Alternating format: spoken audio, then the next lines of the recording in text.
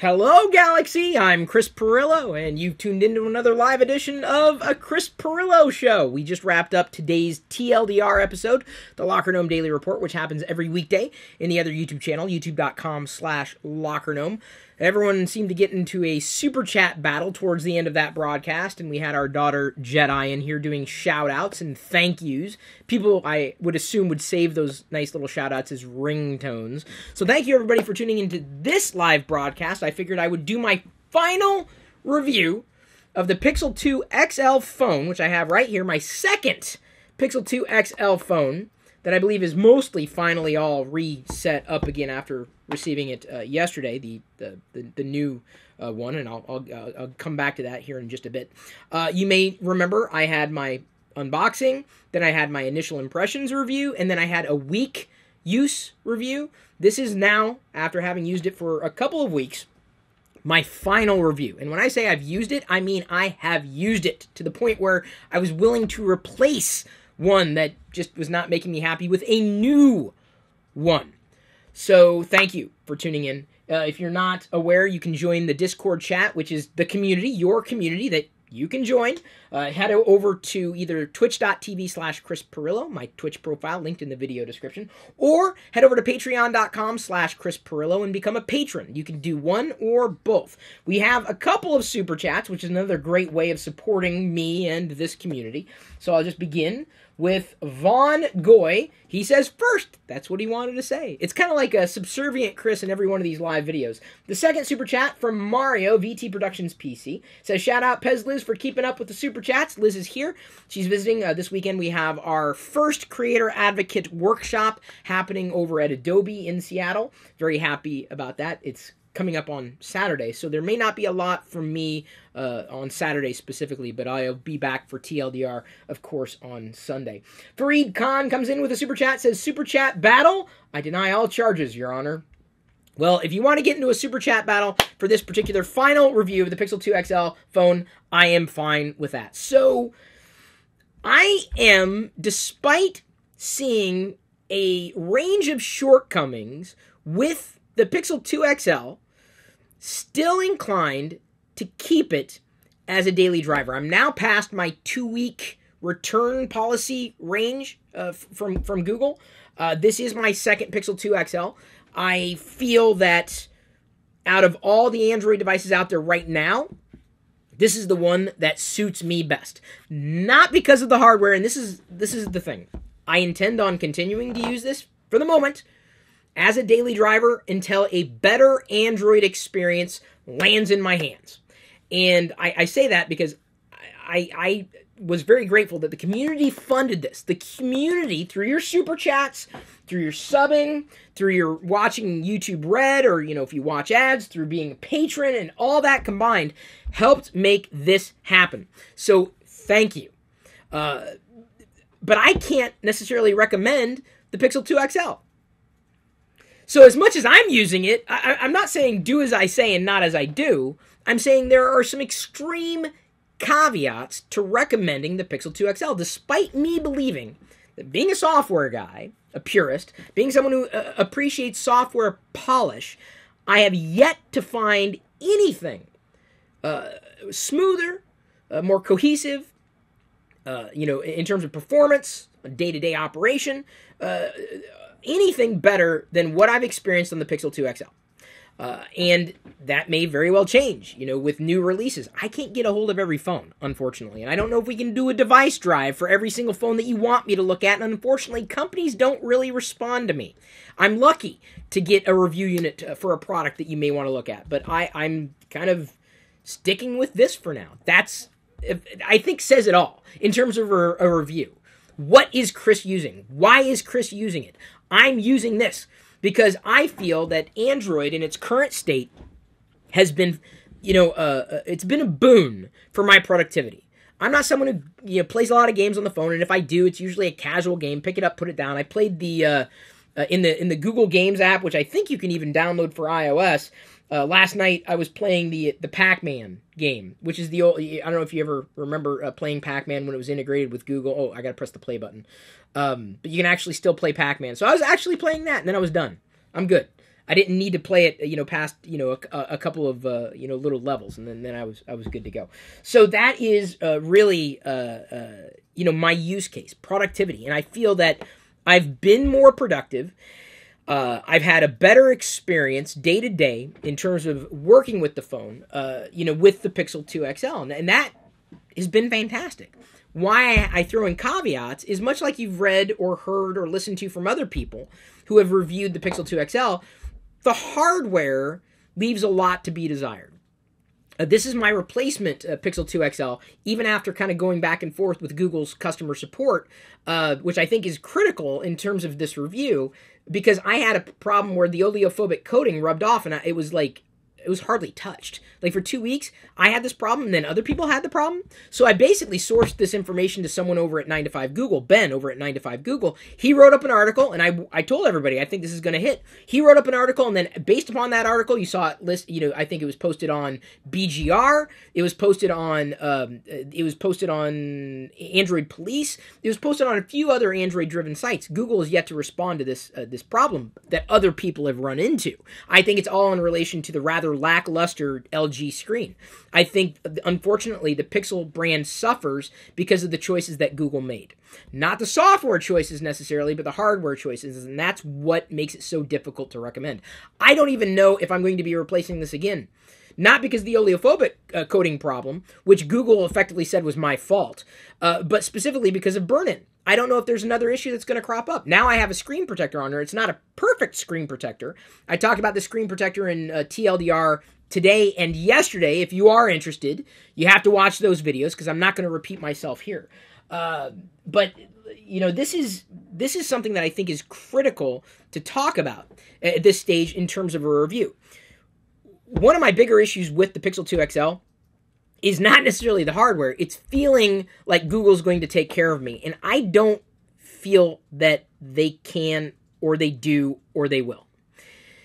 That's critical because I come from, this world of iOS and iPhones, and you can walk into a store and you can talk to someone, you can get your problem solved with little muss, little fuss, maybe a little inconvenience.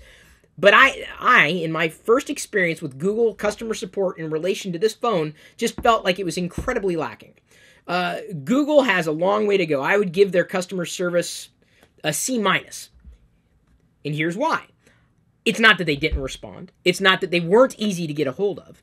It's that, and it's not that their chat representative was, unkind, because she was amazing. In fact, made by Google on Twitter, I'm grateful for having there, but it took them a while to respond, and they couldn't even figure out. I mean, I did throw a lot at them, admittedly, but there was just a disconnect, and I don't think the made by Google handle on Twitter can handle what it needs to handle on Twitter effectively. It's nice that they're there. I'll give them points for that, but I just don't feel that it's going to take care of a lot of these use cases. To go a step further with it, Google has product forums. And so you can go and post something there if you're having a problem to see if other people are having a problem, and they may be able to provide a solution. But unfortunately, I'm not sure if Google's paying as much attention to those forums as they should. There's a lot of issues that are still prevalent on the Pixel 2 and the Pixel 2 XL that Google either isn't talking about, or they're being non-descriptive in terms of when these problems are going to be solved. I don't have the latest software patch for the Pixel 2 XL because I moved to the beta. So I'm on the Android 8.1 beta. I was on the beta before, and that's one of the reasons why I stuck with it in terms of moving to the new phone. So I have to wait for later on in the month, or within this month, for the potential fixes to come down the pike for me. My big concern is that Google did not pay enough attention to the video quality, specifically in relation to the audio recorded in the video. If you have a less than stellar condition for recording video, you're probably going to end up with junk as far as a video is concerned recorded on a Pixel 2 XL. Because unfortunately, the microphone settings seem to have been tweaked in software at such a level where it degrades the quality to just an amazing degree. And this could be something that may be fixable in software. We don't know. We do have an idea that someone who represents Google, his name's Oren, he had posted something in this thread on the product forum saying it's going to be fixed, but we don't know when. Google needs to go that much further and say, this is a timeline when you can expect this problem to be addressed that we recognize is a software problem that can be addressed. And will it go far enough? Or is it just, lipstick on a pig? We don't know. And that is, again, one of the concerns and reservations I have in terms of recommending the Pixel 2 XL for you. So why am I holding on to it? Because I have not found anything better. I don't have anything better. I'm too much of a software guy. I know we've got a couple of super chats here, Liz. Let me go ahead and try to catch up. Notch Embracer comes in with a super chat, says accepted. They're getting into a super chat battle here. David Cicione comes in and says, Chris, you are lucky to have bought the device directly from Google.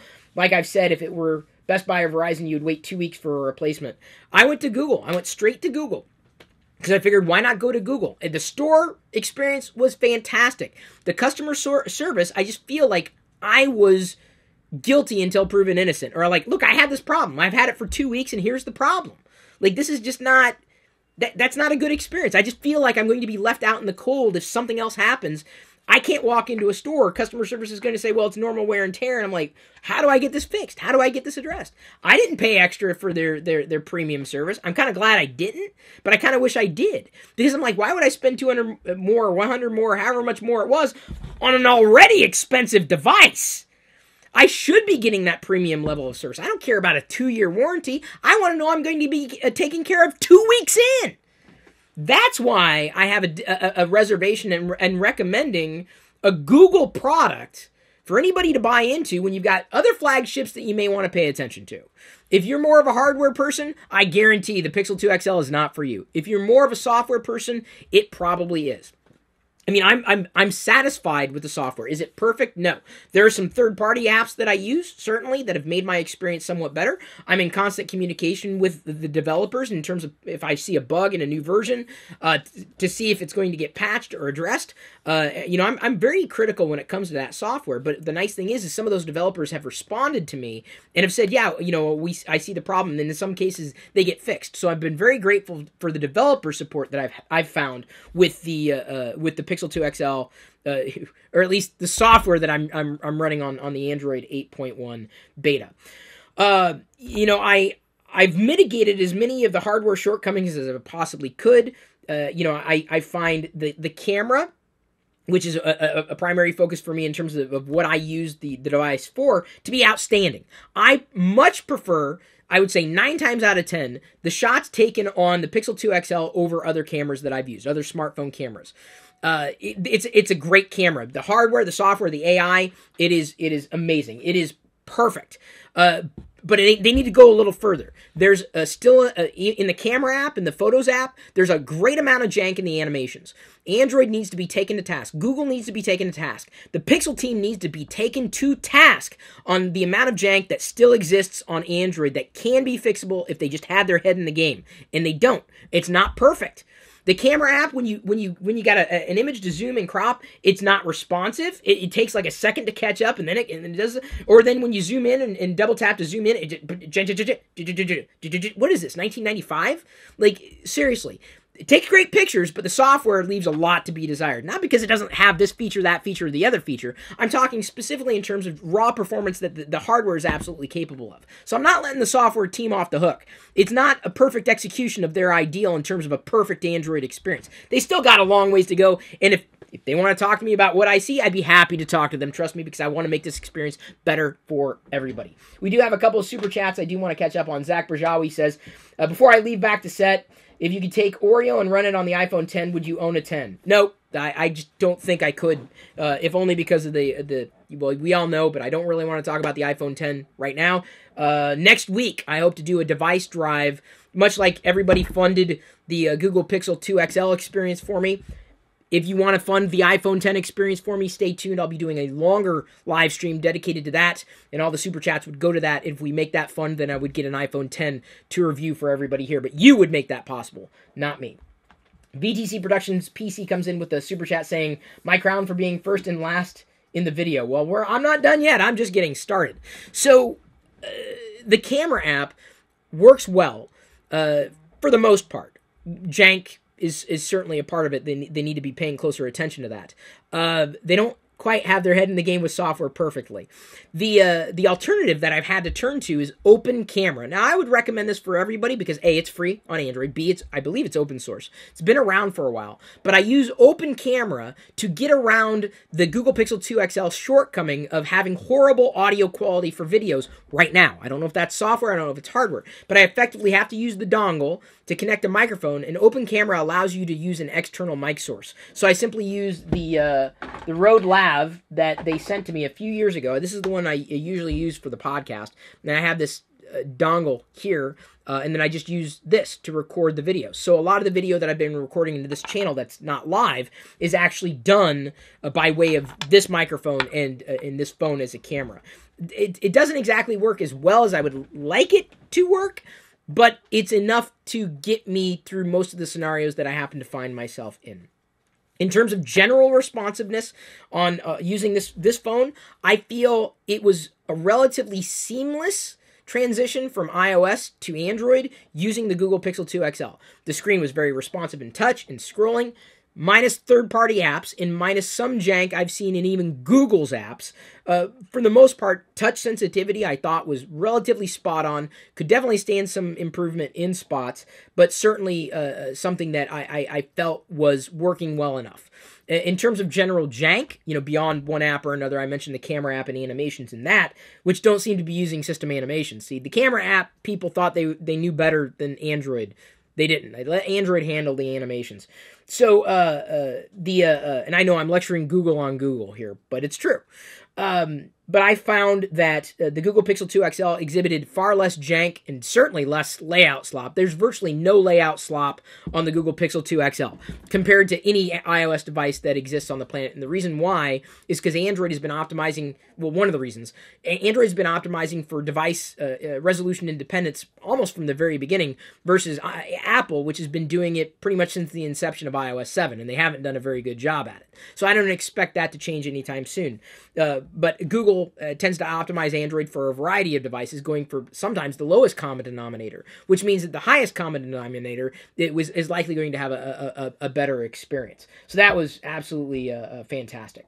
Someone asked if I lose any image stabilization with Open Camera. It has it built in, but I haven't tried a lot of image stabilization needs because I've had it primarily in a stationary position here on the desktop, but it's free. So it's worth giving a shot. I mean, it's if you're looking for a more powerful Android camera app, there's very few others that I would necessarily recommend. Someone asks, which one I prefer, S8 or Pixel 2 XL? I don't have a Samsung phone. Not that I don't want one, not that I don't need one. I just don't. I understand that someone on, you may follow on Twitter, you probably do, you've seen him in some of my older live streams, Ask Des. Follow him on Twitter, ASKDES. He says that he's pre-ordered a Samsung Note 8 for me to get a hold of. His was a pre-production unit, so I'm hoping to be able to look at that soon.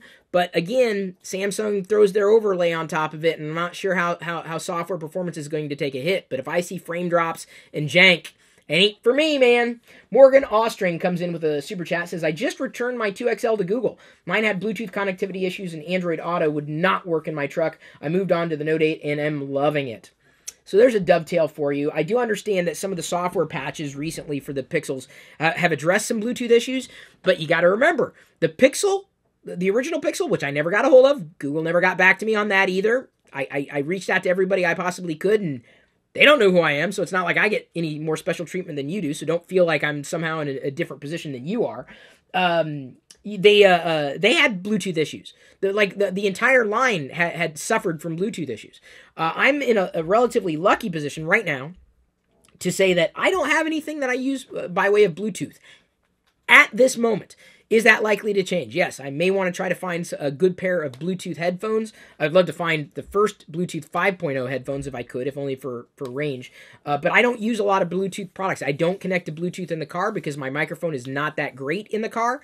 And so I end up losing call quality, and if I'm doing dictation, I lose that quality as well. So I don't have that scenario for me, but that is a caveat. A lot of people have had Bluetooth issues, specifically with the Pixel products, and I'm not sure if Google's responding as well as they could.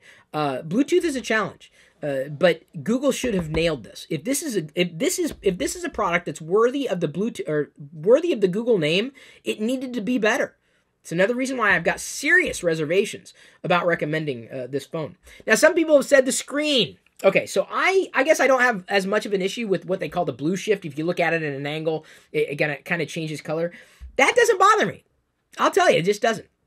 The other thing that doesn't bother me is the vivid mode. Like you've got the baseline mode, the sRGB mode. I'm fine with that. Some people say the colors are muted. So Google originally built in a 10% boost in a switch. In an update that's now being pushed out, there's the opportunity to do a full-blown super color mode, whatever they're calling it, and people have toggled it and they like it. I'm fine with the default visuals, but remember, I'm moving from iOS, so I'm not taken aback by just these extreme colors that some people really like. So Google addressed it in software. That was never an issue for me. A lot of what's been issues for other people, I didn't run into those issues personally. In terms of general design, I don't mind the hardware at all. I really like the placement of the fingerprint sensor on the back. It's something I've certainly gotten used to. Before I forget, I'll let you know I did get the cloth case, the fabric case. I like it. I have a feeling it's not going to stand the test of time. It's already kind of got a snag up here, so just be forewarned. I'm not sure if... Well, number one, I can tell you the Google Pixel 2 XL is absolutely not worth the price that Google's asking. I also don't think the case is worth the price that Google's asking. I've said the same thing about other products that Google is currently selling. I'm not sure if every one of them is worth the price that they're asking, simply because it has the Google logo on it. You're paying a premium for the logo, and at this point, I can't necessarily recommend it for all the Google products that they're making. But I bring up the case because the next thing I have on my rubric is options. So this is kind of a shortcoming. I don't think we're going to see a lot of third-party accessories for the Google Pixel 2 XL. That's kind of sad. You know, I again, coming from an ecosystem of a more popular device and seeing you can get this, that, and the other thing, I'm worried I'm not going to ever get a battery case for this, or a case that will allow me to do inductive charging. Which is what I was able to do before on older iPhone models, thanks to a third-party accessory maker. So that's something that is a concern. I'm not sure if it's going to have enough third-party support. Hell, even the screen protector I would have gotten wasn't available for, the day of launch. The screen protector that I would be inclined to use instead of the one that I currently have on, which I'm kind of iffy about for a few reasons, including this. Did you hear that? Did you hear the click? The screen protector that I talked about in TLDR, it clicks because it doesn't stick all the way. That's the screen protector. So it'll save you for most of the screen, except for the part where I would have scraped it with the oleophobic, issue that I documented earlier. But there's so little to choose from. I think Google's got a bigger problem with the lack of accessories. I mean, especially at launch day. I mean, I need to protect my screen now, not 3 months from now. Anyway. In terms of audio, I thought that the front-facing speakers were ample. I didn't feel, apart from, microphone quality on the other side, I ever needed to turn them down. I thought it was ample. I listen to music in the car that way. I know it sounds crazy having Bluetooth, but I listened to the front-firing speakers. I will tell you that they attenuated the top speaker by about 10 decibels, because apparently by turning it all the way up, it would rattle or it would cause an issue with the actual phone itself. So to mitigate that, they effectively dropped the decibel level on the top speaker. But it's been virtually imperceivable, or it's largely been a non-issue in terms of an experience for me. The next thing I was going to note is battery life. I do keep this charged sometimes throughout the day. Of course, if I'm in the car, I plug it in, and it says it's fast charging in the car, which is nice. I like that little software tweak. At home, I probably could make it through a day without charging it, but rarely do I. Like if I'm playing with it in the morning, then I'm down to 80% after doing social media stuff. I plug it in, take a shower, get ready or whatever, and then I'm back at 90, 95 or whatever. So I feel I could get through an entire day with the Pixel 2 XL battery. That to me is more than ample. I do appreciate that. In terms of software, of course, it's Android. It'll run just about anything that's available in the Google Play Store. I'm satisfied with that. I know a lot of people say, well, if it's available on this platform, not available on the other one. I have not, I guess, run into the issues. I've mentioned this before. I feel sometimes the software equivalents on Android run better than their iOS counterparts. And that was one of the bigger challenges for me. I feel this was a good move. I feel it was, despite the massive hardware shortcomings, despite the massive customer service shortcomings, I feel that this was more than a lateral move from the device that I was using before. That's one of the reasons why despite not being able to recommend it outright, why I'm continuing to use it until something better comes along. Whatever that something better is, I don't know. That's how you'll know. Like, what's Chris using and why? I'll be honest. I'll be straight up honest with you. In terms of value, no. As I mentioned before, this is not worth what Google's asking at all. It's not even close. And I know they're trying to work around it, so we'll give you a 2-year warranty. I don't know if I could use this for 2 years. I'll be lucky to be able to make it through 1 year. But one of the bonuses that you get with this device is having the photo backup and video backup, like unlimited quality storage, like you could with the first Pixel. That runs out in 3 years, but I will have moved on to potentially a new Pixel device or another device altogether by that time. But it's a nice bonus to have. I'm very, very grateful for that. It's a huge feature. Huge feature, especially if you take photos and videos with your phone, and a lot of us do. Mario comes in with a super chat, says, everyone with any little curves on the screen have issues with the screen protectors because there's not a full glue coverage. Yeah, that's the problem I'm having. So I don't know if that's going to be better mitigated with the next screen protector I'm going to try or not. Because barring that, if the next hope doesn't come down the pike, I would be potentially moving on to that, the gummy... The more gummier screen protector. You have to wet it and then place it and then leave it there overnight. I don't... Those are just so messy and somewhat complex. I know they cover well. I know they say, well, you got to get it wet, but don't get your phone wet. Don't get it wet in the wrong spots. I'm like, oh my God. Like that's like high maintenance. Way high maintenance. So that's potentially my next option. I have some. I ordered some on the other day, but then I had the opportunity to review the one that I'm currently using. But I'm very hopeful that the made by Google one. No, I'm sorry. What is it? It's not made by Google, but supported by Google. Whatever brand they're going with will work out well, and I'm not sure if it absolutely will. So in terms of things I like the fact that the software is lean, mean, and clean. I like that, the software feels like a more premium experience. I like that it's been a relatively seamless transition for me. It would have been an easier transition moving from one Android device to another, but moving ecosystems, I feel I was able to mitigate that very well with how I was able to pull it off. Things I don't like, I already mentioned to recap: the customer service, the price point, the feeling like it's not it. What I have in my hand is not going to make it a year. Through no fault of my own. It's a huge caveat. Huge. I feel that they made more than a few sacrifices that they did not need to make. I'm not privy to any, information behind the scenes as to why they made the decisions they made. It's just I'm not going to say it's a disappointment. I was expecting more from Google. And so that's something that I don't like. I feel like this does not live up to what I thought Google could do. But Google is brand new to the hardware game. They're brand new to this customer service game. I know some people said they've been doing it for years, but I've dealt with Google for years. Google's still finding its way around in the dark. And I apparently am not the only one who feels this way. Reddit will tell you that Google's chat customer support is not great. You have to call in to get great customer support. I don't want to pick up. I know it's a phone. I don't want to use the phone.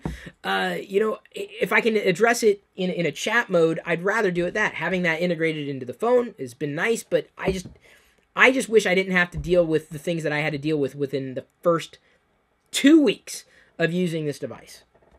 It's a concern. It's a big concern. Huge caveat. Ivan Garcia comes in with a super chat, says, I just joined Discord chat. Simple and painless. Thank you, Ivan. See, it's so easy to do. That must be Ivan then. Spino1, is that Ivan? Thank you for joining. It's easy. It's your community, man. It's my community, but it's our community together. This is something that I would, be happy if everybody was able to join. These people here in Discord chat have been customer support for each other. In fact, Zach ran into a video issue with his iPhone 10 earlier, and we were kind of sharing resources and trying to discover different things to kind of help him through the problem. I don't know if he solved his problem. Right now he's on an airplane, so Zach is not tuned in. Notch Embracer comes in with a super chat, says, welcome Spino and Ivan in the Discord chat. Oh, they're two different ones then. Okay, cool. So we've got some questions here in Discord now that I've kind of run through most of my review. If you want me to cover something that I did not cover, ask it, because I will be happy to cover it. It's why I like doing these videos, these reviews live. MJ21MLB says, is it just the Pixel 2 XL or both the Pixel 2s that you wouldn't recommend? Pixel 2's got a different problem. Apparently, they've got a mic issue, and it's not just the Pixel, other Android devices too, where it goes mute, and this is the thing with the Pixel 2, where in order to fix the mute problem, like if you're on a phone call or like a VoIP call, and you go mute, you apparently just blow into the microphone and it fixes it. Wow, that's a real problem. Like, wow. Yeah, that's what everyone was saying. It's like the old Nintendo, the NES cartridges. Google, they're starting to, hopefully understand they got to own the entire experience. You can't just do software and call it a day. You can't just do AI and call it a day. If you're going to do hardware, Google. Like, enough of this dipping your toes in the water thing. And I know you're bringing in HTC over the next year, and, I think HTC's done some fantastic stuff. I just did the unboxing of the HTC U11 Life yesterday on a review unit, and pretty impressed with that mid-range device. But they've really got to own the entire stack if they intend on playing in this field. If they want me to take them seriously, if they want to be taken seriously. So it's hard to recommend them in a blanket way. I think there are other options right now that you'd be better served by. Even as a software guy, it pains me to say that.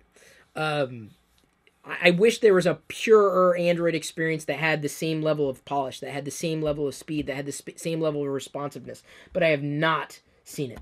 Not to this point. Let me go ahead and scroll a bit. Sorry, everybody. They helped me at least get my broken laptop screen displayed to an external display the other night. Well, there you go. That's a good thing. I have mentioned in a recent Pixelbook review that this is also not worth the price they're asking. The Pixelbook, what was it? My Pixelbook versus the iPad Pro. I mentioned that in the Pixelbook initial impressions. I'll likely be doing my Pixelbook final review in a few days' time. I'll also do that live. But my spoiler alert, it's probably going back. Also, spoiler alert, I helped Google fix a bug on the Pixelbook. I mean, I'm sure they're grateful for that. I mean, I didn't even get a pat on the back, but I helped them, but I don't think I'm going to be holding on to it. Another question here from Ivan Garcia. If you don't mind, I'm going to scroll. What will be the last straw that breaks the camel's back on the Pixel?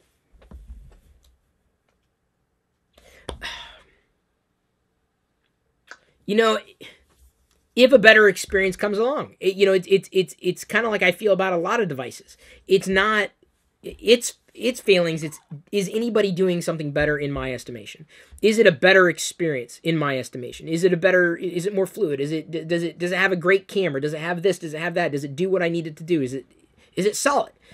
And I don't just mean in a hardware capacity, because I think we've all seen the bend tests. This thing, it's not.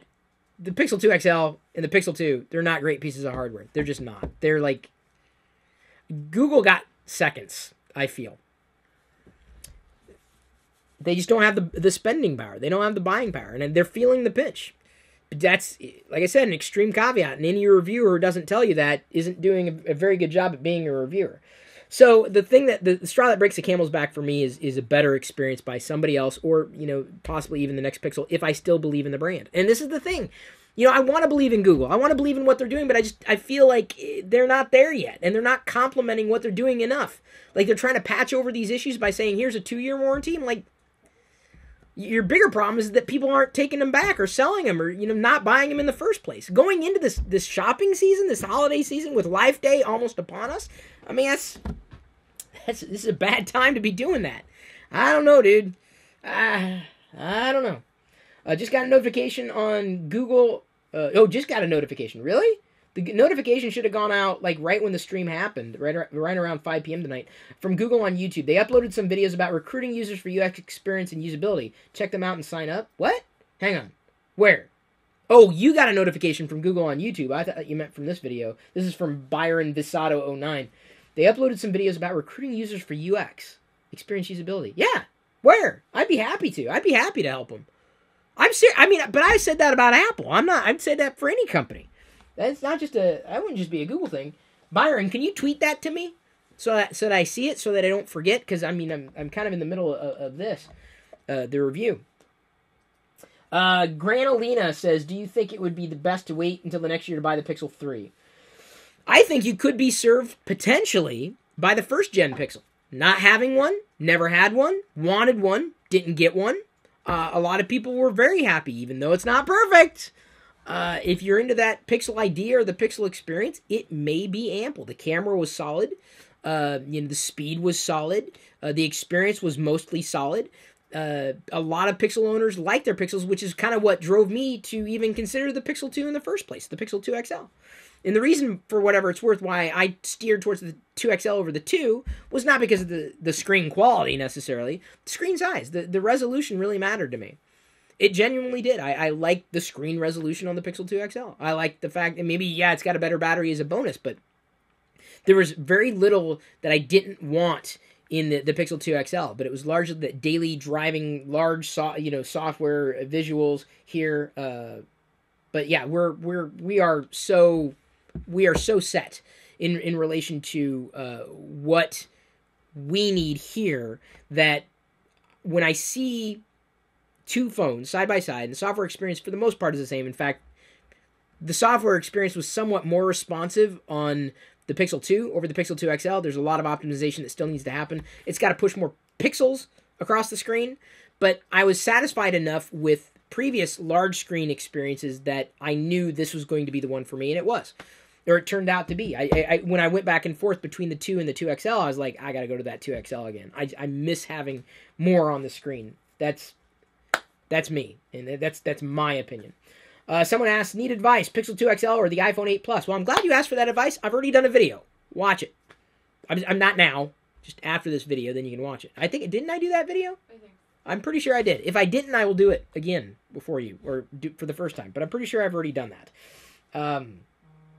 So I wish Google, says Michael J., would be a stable option because I want to leave iPhone. Yeah, a lot of people are in the same boat. I just don't know if it's this year, without extreme caveats. And what makes me nervous is that Google is going to do the same thing again next year. I have no indication that they're going to learn from their mistakes if they perceive them as mistakes in the first place.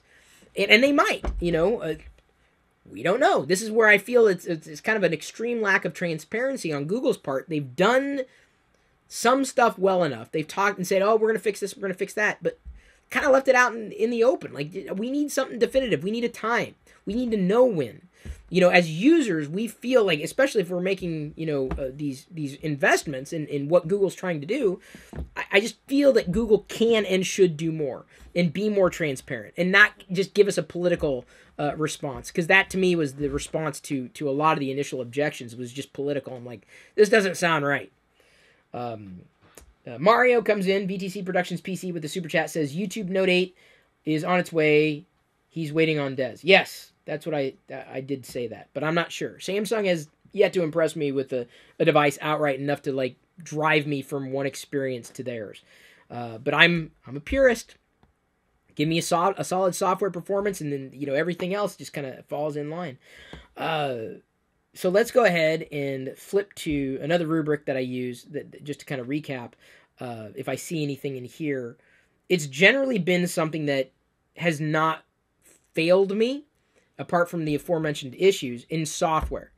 There have been some weird inconsistencies that I chalk up to software, not hardware, that I would hope to be addressed. But when I've used the Pixel 2 XL in front of Diana, she's always impressed. She said, she even mentioned this in TLDR tonight. She's like, you use it and it works. That, to me, is a compelling software experience. I think for Diana, in terms of the world of the Pixel, what is ultimately going to pull her in is being more immersed in the Google experience. One of the bonuses in getting a Pixel 2 XL is being able to get the Google Home Mini. So I've got one coming. I don't know where we're going to put it, probably in the kitchen right now, because that's where we spend a lot of time as a family together. And the only problem with that is figuring out how to make the cord look elegant. Like, why is it, I mean, it doesn't look elegant. Just sitting there with a cord dangling from it, I'm like, ugh. Like, I don't want technology in my kitchen like looking like that. That just does, ugh. Something with a tail on it. What is this, an animal? I don't know what's going on with it. But I think in using that and having that train around her voice, which it can do, immersing it and pulling up whether it's weather or music or the day and news or whatever, I think she's going to start to see, wow, maybe this is a thing for me. Unfortunately, I'm not sure if the Pixel 2 is for her, and I know the Pixel 2 XL is not for her. Gabe comes in with the super chat and says, is the screen that bad? Dang, just ordered one. I don't think it is. In terms of, the blue shift or the colors or the sharpness, I think it's fine. But in terms of the coating that they went with, in terms of that it's not very durable. I've seen a lot of people complain about scratches after light use, including myself. Very light use, very careful use. I've been treating this with very great care. So to know that, it ended up getting damaged, do not stick your Pixel into a pocket with keys or change or anything else. Keep it out in the open at all time. And this is an extreme problem. It's not a durable phone. You've got to put a case on it, and you've got to put a screen protector, which costs money. It adds up, which would be a lot easier to swallow if Google wasn't setting it at such a high level. I don't think they're going to backtrack on that. I don't think they're going to sell it for any less because that would water down their brand value. But my position is they've already watered it down. There are very few glowing reviews on this device, largely in relation to the hardware. Very few have talked about the software, though, which I feel is its savior. If you are a software person, it's for you. If you're not a software person, I hesitate to recommend it for sure. So someone else mentioned that all Gorilla Glass 5 scratches easily, and this is Gorilla Glass 5. I thought Gorilla Glass was supposed to be strong and tough, and apparently not, I guess. I thought it just got better over time, but put a screen protector on it if one is available. Another caveat. Go in 222 says, watching on my 10. My XL2 or 2XL should be here by the end of November. You gave me second guessing if I should cancel my order. Look, just take my experience for whatever it's worth. I'm only here to share with you what it is that I know, what it is that I feel. And it comes down to that. If you want a good software experience, the 2XL excels. It's not perfect. They got a long way to go in terms of jank. They got a long way to go in terms of responsiveness. I've got a lot of feedback for the team, but it just goes into a black hole apart from filing bug reports that are impossible to file because a lot of this stuff is just never going to get patched unless the right person sees it, and finding the right person at Google is anybody's guess. I don't know anybody at Google, believe it or not. If you're a hardware person, I think you're going to be very disappointed in the Pixel 2 XL. We've got another super chat. Ivan Garcia, what is the biggest lesson you learned from this? I don't know if I'd say a lesson. I kind of knew Google was really fumbling around in the dark as far as hardware went. The lesson is, ain't nobody out there who runs like the company that you're used to. And having been, using Apple products for a number of years, it's been a good experience for the most part. Even when I do have a problem, and I mentioned this in an earlier video talking about switching from iOS to Android and the caveats around it. But I was right. Everything I said, everything I felt, I was right when I said it. Google, bless their hearts, is doing their best, but I'm not sure if their best is good enough right now. They need to do more and they need to do better. I think they need to take a different approach to customer service. I think they need to set up a far more on-site kiosks, like real stores where people can actually, talk to someone and work with someone. It would go a long way to allaying concerns. And they need to invest in that infrastructure. Period. End of story. Dustin Carpenter comes in with a super chat, though there was no question attached necessarily. He says, pretty sure I messed up that super chat. No, Dustin, come in again to ask your question. We'll find it. So there's the thing. If you've got a product with Gorilla Glass 5, put a screen protector on it. It's critical. you've got to find ultimately the device that's going to make you happy. And you know me, or you should know me by now if you're watching this review, because I doubt that anybody who didn't know me is going to watch this deeply into a review. But it's all about that software experience for me. And this is where I feel Google is on the right track. They just need to follow it up a little more. They need to look at that overarching user experience, not just from the hardware perspective. But I really wish, who is it, T_Murray on Twitter? I don't know his first name, I guess. But he's on the Pixel team. I wish I could just give him more feedback to say, this needs to be fixed, this needs to be fixed, this needs to be fixed. I've done it, kind of, but I don't want to annoy the guy on Twitter. He had filed at least one bug report that I found in Google Assistant. Whether or not it'll be patched, I'm honestly not sure. But it's something I wish I could help Google more. I really do. Because I want to make a better product for me. And I argued that for any company. Google's just going to shuffle me on to product forums and the bug reports, which I've done when I feel like, hey, this is a more serious issue that I can replicate. I will file a bug report. Once I know that it's actually going to get paid attention to versus just like, this is not an issue. Like, if it was an issue to me, they would have fixed it by now, theoretically, whether or not the bug report had been filed. But that makes me sad, because they're going to lose my experience on the Pixel Book because I can't afford to keep it. Hate to say this, people don't work for free. Oh, maybe you're open source for Google. That's great. My knowledge, my insight, my experience, my attention is not open source. And not that Google would necessarily even be watching this particular video. Did you tweet made by Google during the broadcast? You should. I tweeted them earlier. I said it was going to happen at 5:30, but I don't know if they've tuned in at all. It's impossible. But I'll give them credit. They're out there on the Twitters. Fareed Khan comes in, and he was super chatting earlier in TLDR. He says, good point, and I seriously considered the Pixel 2 instead of the XL, but it's really hard to revert to a smaller screen.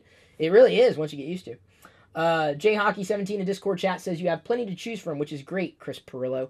I agree. There is a lot to choose from. The problem is I don't need 100 choices. I need like one.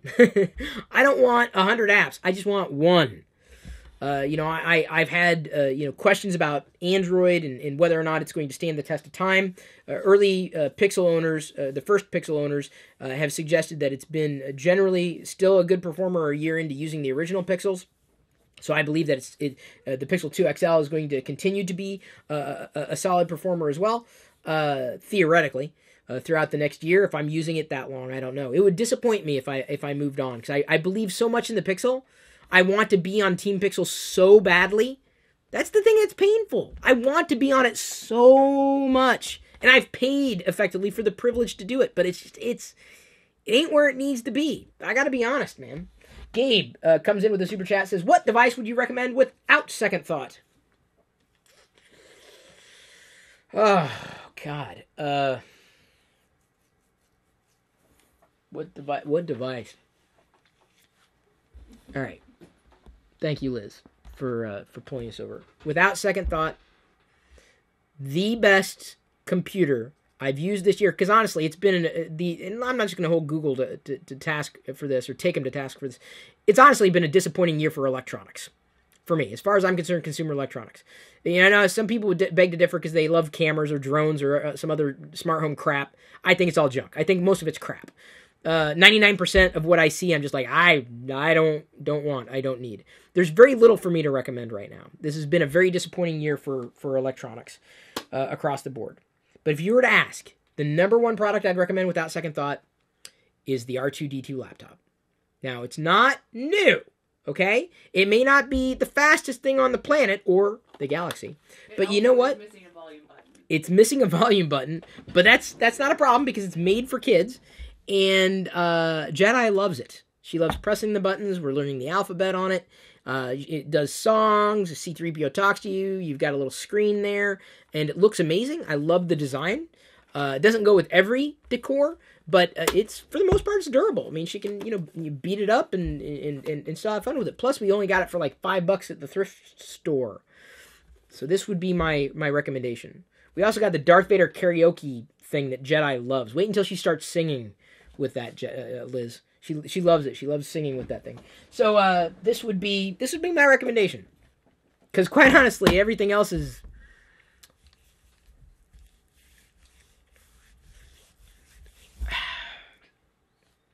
Oh, these things cost more and more and more over time. But that's just made me more critical for the devices. I haven't found anything this year that has really jazzed me. Like, yes, this is it. No doubt about it. That absolutely, without hesitation. Because either the software experience is lackluster or the hardware experience is lackluster. And if you don't have both of them together, you ain't got anything to brag about. I'm probably the worst person to watch if you're looking for me to reinforce your opinions. If you're looking for me to be a cheerleader for technology and consumer electronics, I ain't your guy. It's not that I'm too critical. It's that all these other so-called techies aren't critical enough. Because what they do is they get the latest gadget on their desk, and, and they move on within 2 weeks' time, and then you never hear about it again. This is the best ever. It's this product, and it's new, and it's the best, and listen, it's great, and then they're on to the next one. They're all mediocre to different levels here. They're just mediocre in one way or another. This is what it boils down to. What do you need? What do you want? What are you looking for? What I'm saying is I've been disappointed. That's my opinion. Just because it's got technology in it doesn't mean it's amazing. Doesn't mean it's worth your time. Doesn't mean it's worth your attention. I'm not a gadget guy. God, I have to say that in every one of these videos, I swear. I'm not. I like software. Gadgets are merely an option for me to be able to serve up a decent piece of software, assuming it can be decent. Why do you think I'm so critical over these things? I'm sorry, what? Smile. Oh, yes. Happy to be here. Oh, Gabe had to qualify his question here. Haha, what smartphone without a second thought? Oh, man, why'd you gotta do that to me? iPhone 10. No. iOS. I just can't. I haven't found an Android phone that I've used that has impressed me. Not to date, not that I've had any great degree of experience. I've got the can you go into the... Sorry, Liz. It's plugged in on my nightstand. I don't have a lot of Android devices right now. As I mentioned, the HTC U11 Life, which Liz is going to bring in, is coming in soon. I got the Essential. Very grateful they send this on review. The software, even with improvements, is not where it needs to be, and the hardware has got this weird blur effect going on with scrolls. It's very bizarre. The software experience is not solid on the Essential. The LG V30, not bad. But the software experience, I just feel is lacking. And when I moved from the Pixel 2 to the 2XL to the LG V30, I'm just disappointed with the LG V30. My nails. Thank you. No, I this is a neat color. I like this blue, believe it or not, being more of a black and silver kind of device guy. And it's charged 100% within an hour. That was great. This is a mid-range type of phone. In the sense that it's not the fastest processor, doesn't have the best specs, but in terms of a package, it's actually good for the price that you pay. And I think, to me, it's about attenuating expectations. And so I know everyone's chasing the flagships, and I'm not saying that maybe it's time to pay attention to the mid-range devices, but honestly, that's where I feel that if I was going to recommend a product, go for the mid-range stuff. The most expensive stuff out there, I just don't think is that I've used. Like I said, these are the devices I got around me. I don't have a lot of the devices. I don't get review units, here, there, and everywhere. If I have an opportunity, I'm happy to take a look. I'll be critical. I'll be true to myself and to you. I'm not going to sit here and tell you it's an amazing thing when it isn't.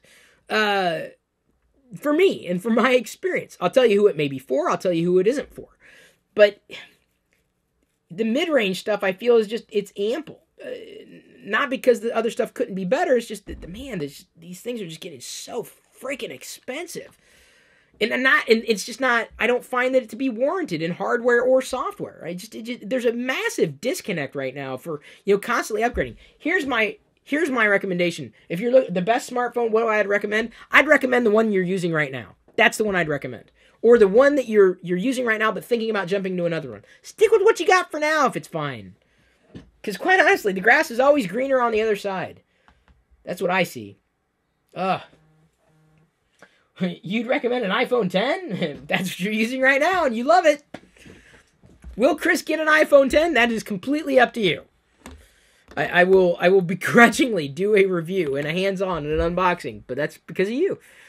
It's not because I'm chasing it. It's not because I've gone for it. I'll give you what you want. I will always give you what you want. Always. You expect me to be me. You expect me to be honest and truthful to you and to everybody. You expect me to be true to myself. That's what I believe in. Even if it doesn't happen to be in your camp. Even if you happen to disagree with me. I don't care if you disagree with me. Trust me, we're going to disagree about a great many things. We may disagree that the next trilogy from Star Wars, now that Rian Johnson's going to be writing it, you may think, oh, it's horrible because it's not connected to the movies and the characters that we know. Yeah, but that, I think, is what's going to make it amazing. I've been waiting for that for years, so I'm happy to hear about the new trilogy. You may be disappointed that there's going to be a Star Wars live-action show on the Disney subscription service in a year or two. I'm thrilled. We're going to get a Star Wars live-action show. You may be disappointed in what they're doing with Battlefront 2. I'm not. It's Star Wars. It's video games. I'm going to be live streaming Star Wars Battlefront 2 gameplay over on the Star Wars Radar YouTube channel. So you get even more Chris Pirillo on a daily basis. A video in this channel, the live TLDR and the Locker Room YouTube channel, and then, of course, a live Star Wars gameplay in the Star Wars Radar YouTube channel. So you can game with me and do super chats over there. I'll bring it back up. Thank you. Wire Tech Companies asks Alejandro Bondi, increasing smartphone prices. Production costs are not really going up from what I can see. Money, profit, I mean, the margins are already slim for some companies, not others. They're just not really providing that much of a better experience. Honestly, I don't see the price, the premiums that they're charging. It's not matched with hardware or software or the conjunction of both. You're just buying into an idea. You're buying into the thought that you can have a better life with a new product. And I'm sitting here telling you I don't think that's the truth. I think you feel that way. You feel justified. Like, I spent $1,000 on the phone. It is amazing. You're looking for a confirmation bias. That's effectively what you have. So you see someone who reviews a product and says, well, they said it's great. That doesn't mean it's great. It just means you believe it's great. Doesn't mean it is. Doesn't mean the cost was justified. Doesn't mean the product is actually absolutely stellar, worth your time, attention, and your budget. Ivan Garcia says, then what device were you? Yep, they nailed it. This year, I didn't. That's what I'm saying, Ivan. I don't have an answer. I'm not dodging the question. There's legit, I don't have an answer to that question. Either they did it in software or they did it in hardware. I just don't, I don't see it. I haven't, let me put it this way, I haven't used it. So Liz, can you think of anything that I did? Well, last night you liked the HTC. No, I liked it. But liked it, yeah. I liked it. I'm not saying, yes, they nailed it. It was like, wow, this is actually kind of a flagship type of experience without flagship price. And I mean, I thought they did some things right. I think what, in my estimation, what would keep me from recommending it... He's asking, what about, like, in the past? In the past? Man, that's hard. That's really tough. I'd go back to the first iPhone, and that was after not even wanting it and thinking it was just another device, because that was probably the last device that really impressed me. Like, as far as a smartphone went, the first iPhone. Nothing's even come close after that. I mean, it's just I've gone on about that for a while. Everyday Izzy says in a super chat, I hope you get a OnePlus 5T in the future because OP5 is an amazing phone. Given the price, I'm sure 5T will be no different. That is on my radar, despite the OnePlus privacy flap, the massive privacy flap. They came forward and said, we're not going to do that again. Great. I would like to try a OnePlus 5T. You're hearing me say that because it's a pure-ish Android experience. If the camera can go toe-to-toe with the Pixel camera, if it's built well, if I feel the customer support is there and the community's there, I would like to get a review unit if I could. If not, we can do a device drive to possibly fund it. I'm going to try to go one way. If it doesn't work within the week, we'll do a device drive. You guys can help make that happen. I would like to try one as well. I just can't be... Y'all think devices just drop into my hands. It doesn't work that way. I got to put food on the table, you know? I can't buy food and smartphones. It's one or the other. I'm sorry. I'd rather eat. So... Thank you for helping make any of this possible. I'm going to go ahead and start winding down. Thank you for all the super chats. I've got to move on. This review hopefully covered everything you would hope for me to cover as much as I possibly could in my final estimation, my final position on the Pixel 2 XL. Right. As I mentioned in the beginning, it's definitely not for everybody. It's not a product that I can necessarily recommend wholeheartedly. Thank you for all your support. Thank you for remembering to like this video. I appreciate that. Thank you for subscribing.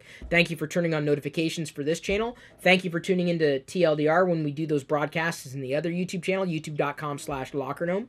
If you're a fan of Star Wars or video games, as I said, youtube.com/Star Wars Radar is where I'm going to be live streaming Battlefront 2 gameplay.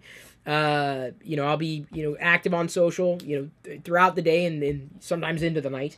You can join the Discord chat by heading over to patreon.com/Chris Pirillo or twitch.tv/Chris Pirillo. Become a sub of mine. You can do it for free if you've connected your Amazon Prime account there on Twitch. Or patreon.com works just as well, or you can do both. Thank you for all your support, all the super chats and the support like this. Mario comes in with likely the final super chat. iPhone 10 in Australia, 1880 for 256 gig Apple Care case fast charger. It'll cost over $2,000. Note 8 is $1,400. Man, that's just... I don't know, man. I don't know. Michael J says, you're a great YouTuber. Thank you very much. Some people would beg to differ. Bondi7 says, excellent review. Thank you. I always get worried. I'm like, was that okay? Was that on point? I feel some reviews don't go far enough. Some reviews are produced well. I'm just a talker. That's what I do. I don't do video as much as I just do talking to you, as if you were sitting here in person, you're asking me, and we're having dinner together. We're not having dinner together, by the way. That's something that I reserve just for a small group of people. But thank you once again for tuning in. I love you. I appreciate you. If I missed anything in this device review, ask a question. I should be able to follow it up. At this point, however, I'm going to leave you to your own devices. And may the Force be with you.